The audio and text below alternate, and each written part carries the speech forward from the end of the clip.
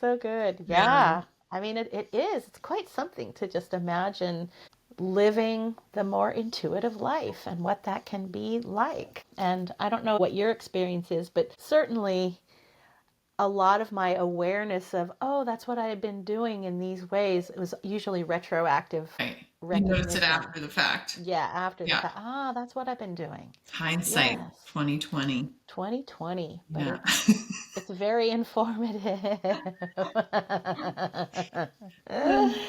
Oh yeah, I can remember, I don't know if you've had experiences like this, growing up or whatever, where I knew I could get in trouble Hmm. because I thought somebody actually said the thing that they were just telepathing and I didn't know the difference. So you were a very telepathic child and they weren't speaking out loud, but you were hearing them. And then No. you would respond. I would respond or I would act accordingly based on the thing they just said. Right. And either they were like amazed, well, how did you know that I was going to suggest we go grab this thing over here? And I'm like, well, because you told me. Yeah.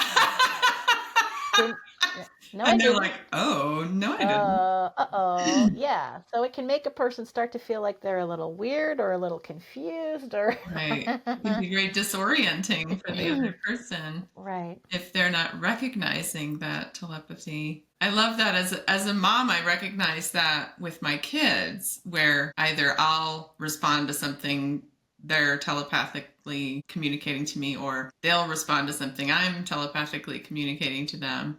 And because I'm aware of that, I'm like, oh, aren't we cute? And sometimes I will tell one of my sons, who's also just doesn't speak out loud as much. He's quieter, more reserved. And so he does it even more in terms of not recognizing when he'll like say goodbye to his friends telepathically. And I'll be like, you might want to say something out loud.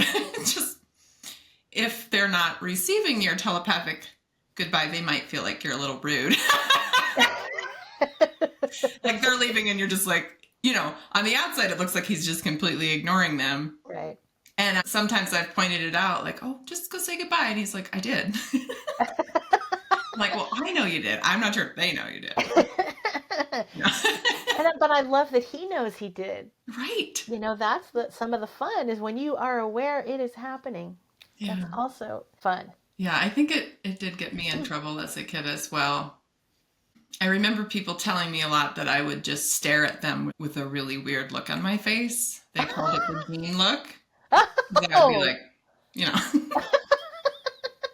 What do you recall you were doing? I mean, I think I was just picking up on something that I probably had a little bit of repulsive or judgmental response to. So I had the look of like, Did you just think that? or questioning or like, and it was maybe repulsive more in terms of because the energy was sad more. I think that what I was picking up on telepathically was people's self-judgment and doubt and sadness and like really heavy, like they're in a really heavy, dark place in their own mind about themselves, shame, judgment, guilt, all that fun stuff.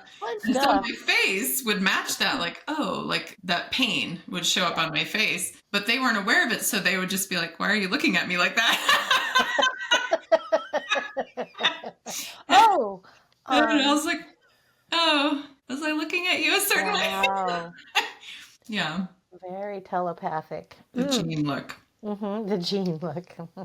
Well, and I imagine in the interior of one's mind, it's even more, strong, forceful, condemning self-talk. Yeah. Than what we say out loud. So for the sensitives out there, we are aware of a lot, and sometimes it's hard to be aware of it.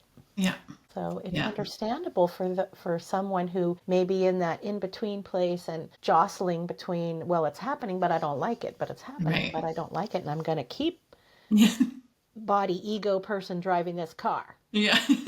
For a long time. Yeah. And then maybe turn that telepathic awareness off because it becomes too painful. To hear all those deeply critical self-thoughts going on in our loved ones. Around us. Yes. So either turn it off or take responsibility for it, Right? Try to cheer everybody up. Oh, yes. That's a familiar song and dance. That's a familiar song and dance. Yeah. Yes, whether it's Oh, the telepathic aspect of us, or, I can certainly say for me as well, the second chakra the feeling awareness of others. yeah. And that's its own kind of interesting, confusing Oh, yes. The second center. chakra can be a very confusing place to operate from. Right? Right. I mean, there's so much input going on there. There's so much messaging, and that's another one of those chakras where we can't tell, is that mine or is that Right. somebody else's? And we don't even know to wonder because we don't know. So all it is a Right. bunch of input, It's just a lot of feeling, a lot of stuff. a lot of feeling and a lot of stuff, and when I when I have taught this to my students, I like the imagery of, say, the metal detector. Hmm.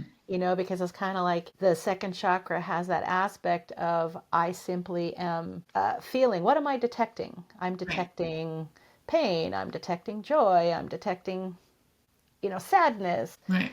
But we can't tell, especially when we're young, that that's not actually our Right. information that we Right. are detecting. We're just detecting it. Detecting it. And then as young children, I think anyone 7 or younger, everything you're experiencing is you, right? You Mhm. haven't, in the developmental stage, you haven't individuated. Everything's you. So if you're feeling it, it's you. It's happening right That's here. like you Yes. are that sad, or you are that, whatever you're detecting.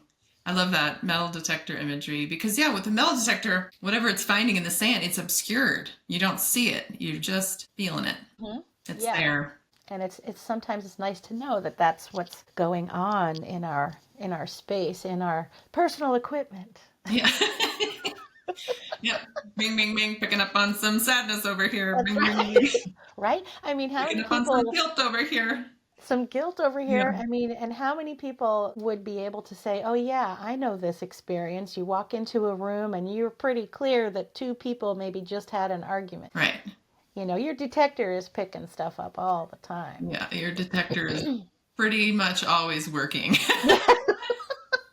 I Some of don't it, I don't know that you yeah. can turn it off, right? It's very much just on high Yeah. alert. It's become, Hmm. especially for empaths, it's become the navigational tool for survival to detect, is this a safe space, Right. Yeah. Yeah. That's a So it's good on point. high alert. And so part of what you teach, part of what we teach is, having these spiritual tools, these touchstones, we can use the information of the second chakra, what you're detecting, and then, we can raise the vibration of our awareness, see from that clairvoyant space, that clair cognizance, you can know it. You can just observe what you're detecting from that higher space of awareness and discern, right? Oh, that's so and so's energy, and Right. really see all the details of it. Yes. Not only so you don't have to hold on to it because it's not yours, but also so that you can help navigate in relating to that person or in letting go of any of that energy that you might have brought into your space in your detecting. And you're detecting, right? And all of a sudden, if it doesn't, if it's not yours, but you're thinking it's yours, then it kind of alters everything in your own space anyway, and you're trying to make it make sense, Yeah, you're trying to fix it or trying to solve it, fix it. Yeah, so make I it mean, go away, I make it love what feel you're better. making it feel better. Exactly. Yeah. Oh yeah. Hey, and our society's full of ways to try and make that stuff feel better. Yeah, There's all sorts of ways we do that, with food, we with money, do. with Right? gambling, whatever.